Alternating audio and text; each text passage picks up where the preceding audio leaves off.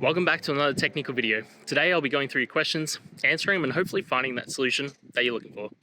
Guys, remember to stay just a little bit crazy just like me and hopefully get to that resolution you need. Now, let's get started.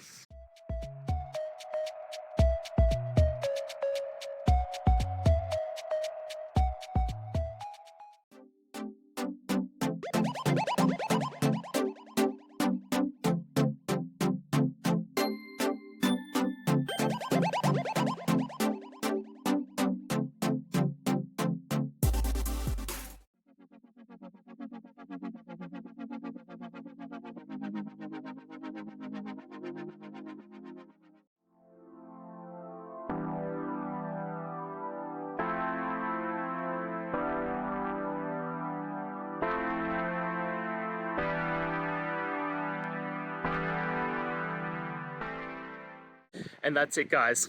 I hope we've gone through the question and found that solution you're looking for. And look, if we did, please hit subscribe. I'd really appreciate it.